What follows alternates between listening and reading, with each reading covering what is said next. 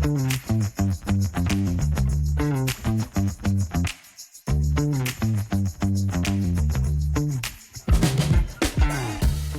to Your Studio Podcast, sharing strategies for studio owners. Chantelle and Michelle Hunter are co-CEOs of Studio Evolution, an online global community for studio owners who run dance, music, acting, visual arts, yoga, Pilates, even woodworking businesses.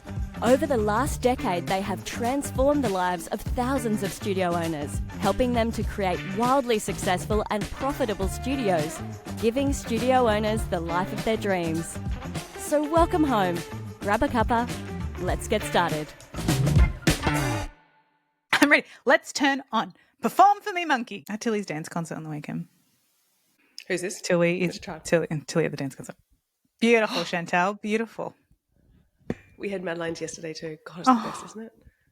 It was a long day. I was backstage this year. I was a backstage helper.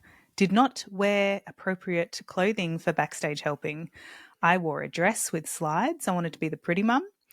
All the other mums had leggings and shoes. And I was like, I haven't been backstage for 18 years. And you needed to be in like activewear. Activewear. I live in activewear. The one day I decide not to wear activewear was the day not to wear activewear. Yeah. Okay, so part of going to your child's dance studio is that as a parent, they get a lot of parent helpers for the concert. No, I pushed to do it this year because I just wanted to see what their process was like backstage. This is the thing. For those of you who are listening, like this is the kind of occupational hazard we have with being in our profession and having children actually attend studios. And then can I tell you what happened? What happened? Oh, sorry, just went a bit fuzzy. I was talking to another mum and Tilly was just ignoring me. And then she said, Mum, this is not Studio Evolution time. No, she did not. And we were talking about lunchboxes. And then I took 5 kids. I mean, lunchboxes is very important to us, but why is that Studio Evolution? And then you know what she did? I had to take 5 kids for the toilet break and it took forever because I didn't realise the tutu situation, 5 kids in the toilet. I was like, this is really stressful. And then she went to the owner of the school and said, do you know where my mum is? And she's like, oh, I don't know, sweetheart. She's like, she's taking a long time. Can you check if she's doing a poo? Died. I just stayed with the toddlers for the rest of the day. I just stayed in the back. It's like, I'm not welcome here. Just your old regular Tiny's mum taking a crap during the show. Anyway. That's my weekend. So horrible. She is wild. I just looked at her. I was like, what have I done? What have I done? She's so... Remember how at the team retreat I said to you guys, I don't care what people think of me? She really doesn't give a shit what people think of me. Oh my God, Fred. So did the studio owner came back and said, do you know what your daughter just said? Is that how this came? How did you find out? Yeah, they came back and told me. All the mums, they were laughing. And they were like, oh my gosh, she said, is my mum, can you go check if she's doing a poo? I was like, No, Tilda, that's not something we do as grown-ups. Anyway. So funny. It's hilarious. It was a big day. How's Madeline's? Oh, Madeline's concert was gorgeous. And we're on the other extreme. So Tash, who's in Evolution with us, she, my daughter goes to her studio because we just love Tash and she's does a great job. And it is designed, her whole studio is designed for that easy, simple, convenient, right? Mm-hmm. So there is no rehearsals. There's no extra involvement. The concert goes, you arrive at 1 o'clock for a 1:30 show and you're out the door by 2:30. You're out the door by 2:30. It's my dream. And it is just effortless. It's run so very easily for the families. And so there's no parent helpers. We're all in the hall. The kind of kids go up. They come in between. I get them changed between their items and then she's back around. It's just all pro. And all parents are in the audience watching, which is quite lovely too. I love that. Yeah. It's really, and it's funny, like, you know, when you're choosing studios, like that type of thing actually matters to me. Like I'm huge. Yeah. We've got friends who kind of go to a studio local, which is a really great studio, but there's a lot, like there's a whole day of rehearsals and the kids are 4.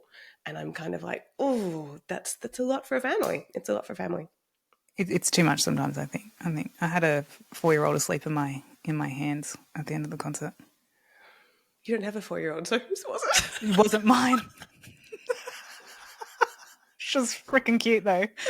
And I couldn't leave her on the floor. You've got a 1-year-old hun and you've got a 6-year-old. Yeah, it's like, who's the 4-year-old? I don't know, but I couldn't let her sleep on that cold floor. I was like, I have to hold you. I cannot. Oh, hun, so funny. So funny. Well, should we kick this off? Let's dive in. Can you remind me what the podcast is called again? You just told me, but I forgot. It's called Your Studio Podcast. You have 3 children. They're aged 1, 6, and 8. Your name's Michelle Hunter. This is the Your Studio Podcast. Okay? And I do. And if you need to do a poo, just let us know. You just had to get that one in there, didn't you? Where's Michelle? Can we just check? I'm going to use this for years, friend. Where's Michelle? Can you just check she's doing a poo? It's never going to get old. Chantel's going to use that every team retreat. Every time we're at Peppers, she's going to use that. Can someone just check if she's doing a poo? Tilda, you've given me gold. Oh my gosh. She's giving you gold. No, I mean, the best activity for your team retreat. Oh. All right. Do you need to do a poo? No. I've said that word like 7 times. Hello, friends, and welcome to Your Studio Podcast. It is Michelle Hunter here, and I'm here with my work wifey. Hi, it's Chantelle Bruins, my friends. We're so thrilled to be here with you today. We sure are. And today we are diving into a really fun topic that we love to talk about, and we're going to be going into team retreats. You know, everyone runs them. Some people might. Some studios do this really well. And we're going to get more into the crux of the team retreat and how to make it fun, aren't we, Chantelle? Yeah. A lot of studio owners I know struggle to get their team to actually want to come to meetings, or like, oh, sorry, I'm going to the movies that night. And you're like, I need you to come to the meeting. Yeah. We're going to talk about how to fix that problem, how to change the culture so that you actually have team members wanting to come to your meetings. And we're going to dive into all of that today. But before we get in, we were wondering if you could do us a huge, huge favor. And that is to subscribe to follow the podcast. And that means you get all the updates for when we release a new podcast, and you can be one of our kind of VIP special people, part of our little potty family here. So if you would go and just pause the podcast, jump and do that now if you feel like it. It would mean the world to us and help us as a pod move forward. Thanks, friends. Well, we just had our team retreat, Chantelle. How awesome it was, wasn't it? It's just, we're a virtual team. So we don't get to see each other every day. So getting together doesn't happen very often, but when it does, it is wonderful. It is wonderful and very, very special. So yeah, we caught up last week. And we've had some team retreats, I'd have to say, that have been pinnacle to some real, not only personal connection, but some real turning points for the company as well.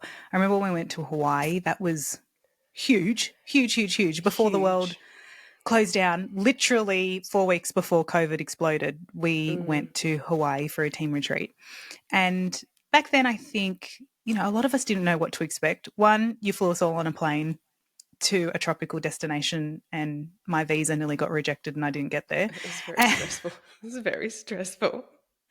But 2, we also, I think we went thinking, we're just going to go hang out and, do some things and work. But we have some Mai Tais, an understandable expectation. 100%. But you know what really blew us away was like day 1. And as you're an extraordinary visionary and, also the most awesome teacher. But as a visionary, what were your intentions there? Like, let's on that day 1. Okay. So look, this is getting into the philosophy of like how to structure team meetings, team retreats in a way that is going to get the outcome you want. And apologies that I've got a croaky kind of gross sounding voice right now. I've got a bit of a cold, so forgive me for sounding a bit croaky, friends. So what you're doing is you're creating an environment in these team meetings, in these team retreats for transformation. And I feel like a lot of studio owners approach the idea of having a team meeting, having a team retreat is like, I've got this window of time when I've got them all here and I want to shove as much information down their throats as we can, right? So the exchange is very passive. They're going to sit and you're going to tell them information about here's what's happening here, here's what this is about, here's what you need to know, here's what you need to be prepared for. And then they're going to nod. And then you go, good, I've got this all taken care of. We're all on the same page. Fantastic. Off you go. Maybe there's a bit of collaboration. Maybe you're deciding on some themes or some elements. You come together to make some, do some things together. But largely it is about the studio and it is about information. And I have a little catchphrase that is the center of how I approach these types of things. And it is inspiration before information. If you start off a team meeting and it's just, okay, thanks for coming here today, friends.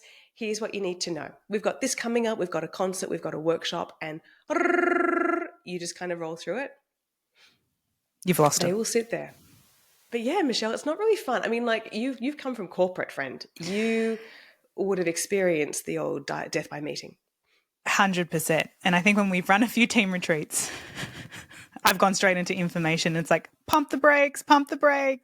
And it is like, I think some of us are so trained to go in, everyone's together. Let's make use of this time. But I think when you do that information overload, they're there, but they're not there. And they're not thinking, and you're not tapping into their creative side or even what intention they want to bring. So, yeah. You got to bring some fun, friends.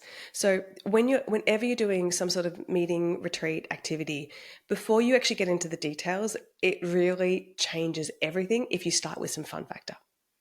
So last year for our team retreat, we did butt mugs and margaritas.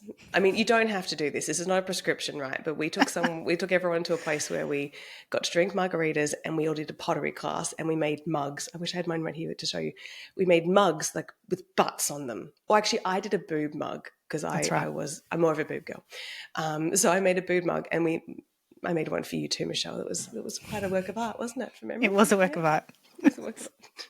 Something that's never been seen the light of day in your house. Yeah. But like, you got to do that before you get into the conversations about like logistics and details, because otherwise their hearts aren't connected. I'm not saying you need to do butt mugs and margaritas, but I'm saying by doing that, you loosen everyone up. You actually get a connection happening between the people, and then you can run. Then you've got a team.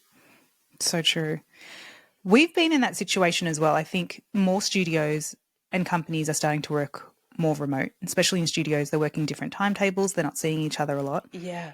That's really important, because I even saw when we had a previous team retreat and we had team members who actually never been really in the same room or anything together. And if you don't do that connection piece first, you can't even get them to collaborate on any level after that. That's true. That's really true. And it has compounding impacts on a lot of things actually for studio businesses. Like if you've got it comes down to, again, like your decision on your business model. Do you have more teachers teaching less hours per week? Or do you decide like, we're actually going to hire people who are able to work more hours, who are more invested, but have fewer people? So again, like depending on that ratio that you have, like number of teachers to number of students, if that ratio is really high, you've got more teachers per number of students, it means that you've got more work to do to sustain the culture, more work to do to kind of make sure there is connection. And even like that can come down to like, let's say when you teach absence, someone's sick, if they have a relationship with the other teachers, they're like, I've got your back, hon. I'll take that class for you. There's more rapport, there's more camaraderie, there's more relationship to kind of keep things consistent. So bringing people together is really important. And I know probably there's a question in the back of your mind right now that's like, do I pay the team for this time we come together? And the answer is yeah, you do. We're going to pay them. And in fact, depending on their employment relationship, like whether they're employee or contractor, I would be looking to introduce an element, even with contractors, that attending team trainings are part of your role. You're not just here to teach and then kind of skedaddle out the door. Yeah. Part of your being a teacher in the studio is coming in and attending these bits where we kind of build this team together.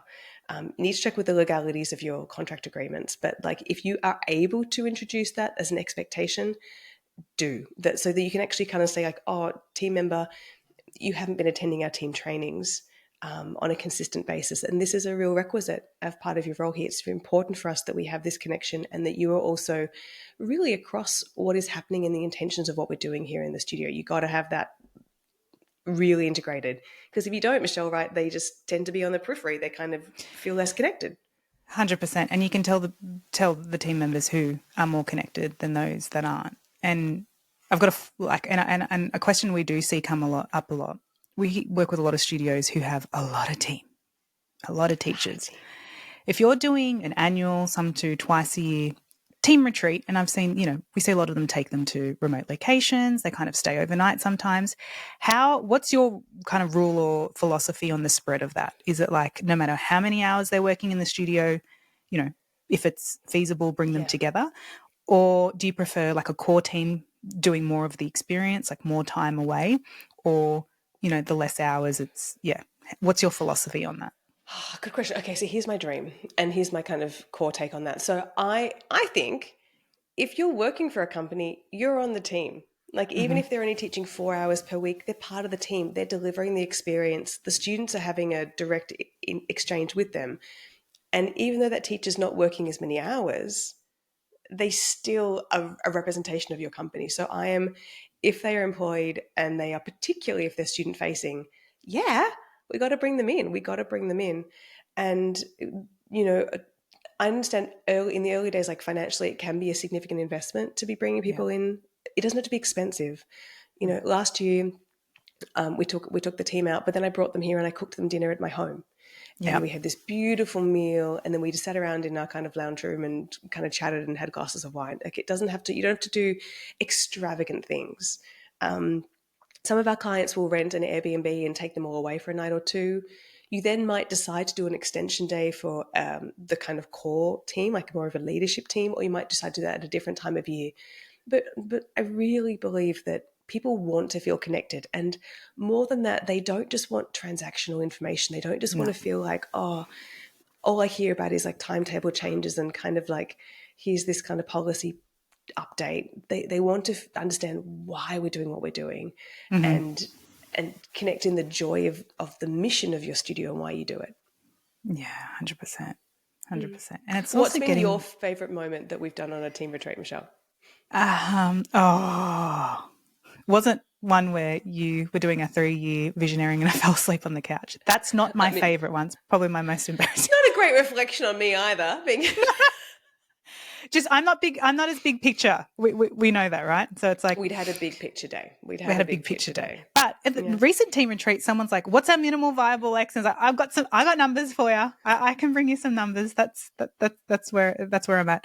But I'd have to say, one of core memory was in Hawaii when we were on that yacht, and we were on the yacht, and it was just pure joy. We had like a really big day, actually. We did some huge planning. We actually, how our calendar actually works here at Studio Evolution is very cyclical. So we actually planned like 2 years of marketing, curriculum, delivery, events. It was a massive day. And then to celebrate, Chantelle took us to this amazing beach in Maui. And we're like, we're getting on a boat. And we're like, where's the boat? And then, no joke, you just saw this big yacht just coming towards us on the shore. And we had to walk through the water to get on the yacht, and we went scuba diving. We had lunch. Wasn't that the time that we saw something else in the water? And was that actually full of joy? Because I have a different memory of you in that moment. Well, we did go snorkeling, and took about 20 minutes of you and Trav trying to teach me how to snorkel and actually breathe through a snorkel. And then we got into the group and we're swimming, and I'm like, this is amazing. And then Chantel's like, like, look, I can hear her go, oh, look. And I was like, what am I looking at? Is it Nemo? Is it a turtle? It was a shark. And no joke, instantly I heard, burn it.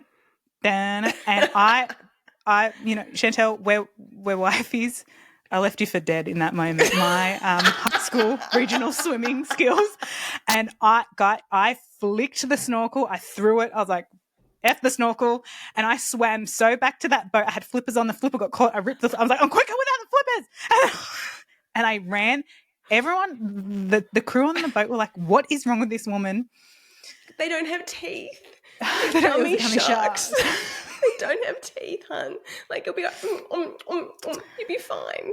Oh, But you had a very visceral reaction to the sharks. It's the scariest moment of my life, and I'm still scared to Yeah. swim in pools to this day if it's dark. So far we're hearing about my team retreat leadership experiences. You're falling asleep on the couch and you're terrifying me. I'm really someone to be giving advice. But I'll get back to the crux of it though. But when we were on that boat, if you saw us when we landed on day one, and, you know, some of us, you know, working in America, different sides of the world, we had members from the Philippines come, Hawaii as well, team. Yeah. And then you fast forward to 4 days and we were on that boat. Someone who was on the boat was watching us. We were like laughing, jumping off the boat, doing flips, swimming.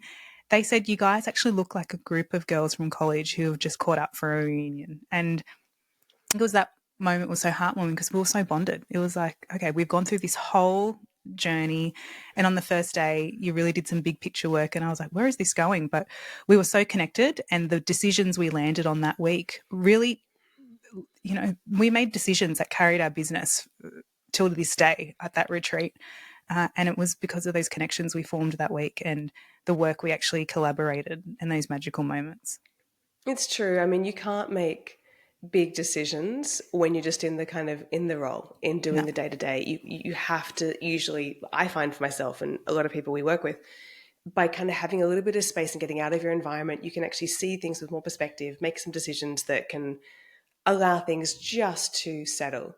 So we've got a project in Evolution that is, we actually have many projects that kind of help really step into that, being able to host events and host meetings and host retreats for your team, because it is a confronting thing, and knowing what to do and that people aren't going to be bored and who am I to kind of speak in this way. And it takes quite a bit of confidence to get to the place of feeling comfortable in holding team retreats and not just keeping on with the work, right? To actually pause and bring them into the bigger picture and to invite them to have a voice can be quite a scary thing to step into in your business. But my philosophy is always that as leaders, this really comes back to the more their hearts are invested, the more everything works, right? And we want an invested team who have your back and who are there for more than just a paycheck. And that comes from giving them inspiration in their hearts. So, you know, one of the projects that we love to do in Evolution is one called Continuum. And this is, again, to just inspire the team members with why they're doing this, like why they're teaching with you. And so we actually get them together, and we it's called Continuum because we get them to get a ribbon and then draw little note cards along, like what was your first dance class or experience with yoga, or, you know, for me, my first, like, when did you first love singing, and actually kind of mark all the milestones of their life. You know, this is when I first did this, and then I got this teacher who was horrible abusive teacher, but then I got this beautiful teacher and she showed me this whole other way of relating to singing, and then I went to the conservatorium, and then I kind of got my music education degree, and then I was teaching here, and then I was conducting here, and you can actually see what, you know, for me it's singing and performing gave me in my life, and how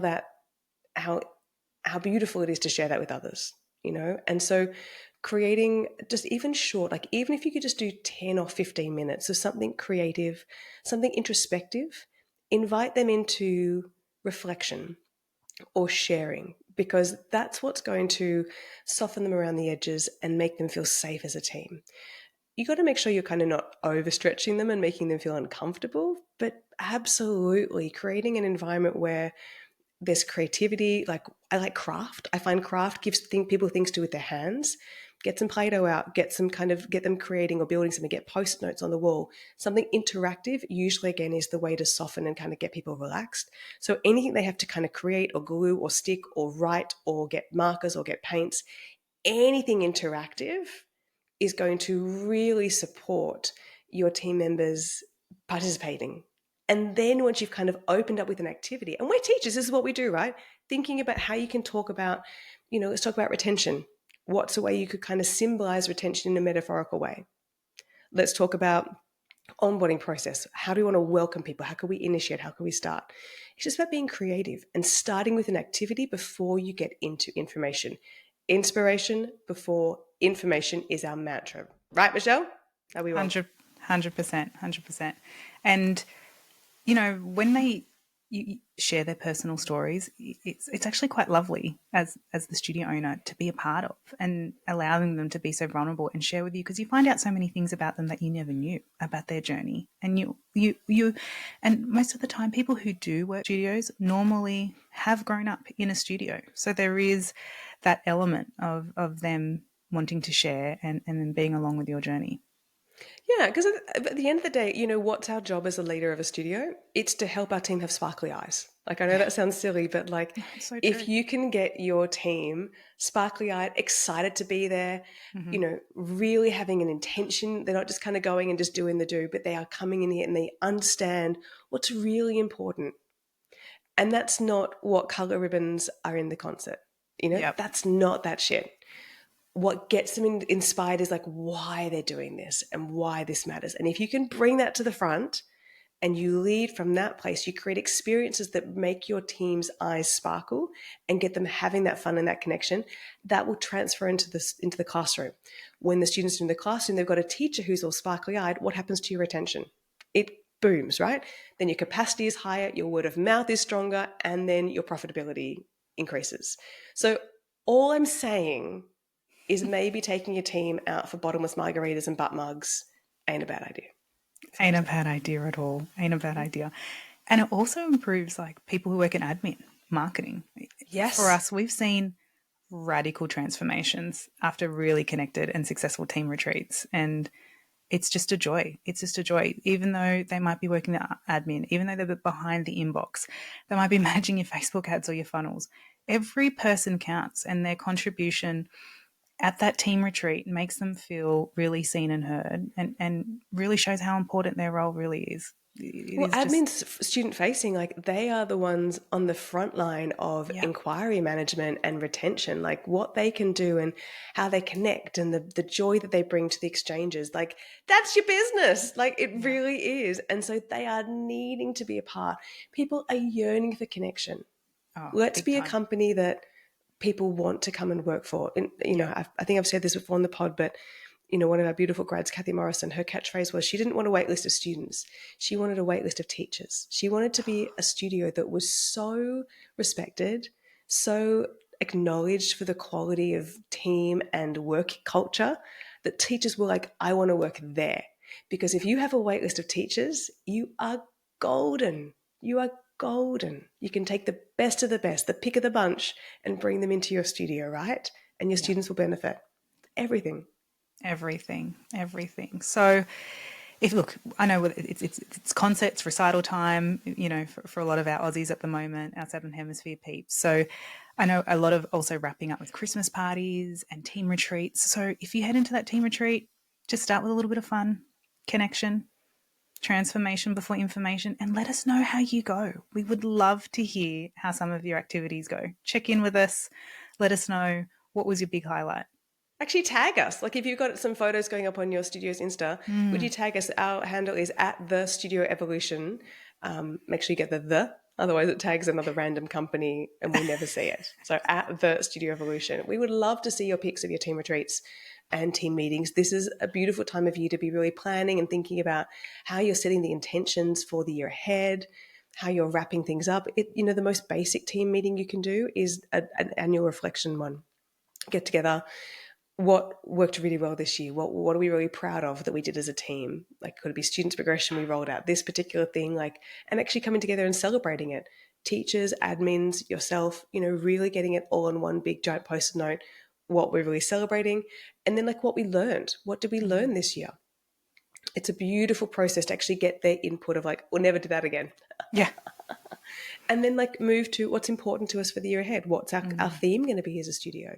And speaking of team retreats, we just celebrated our big milestone birthday at our recent team retreat, didn't we, Chantelle? And we decided we're going to do something pretty bonkers for Black Friday.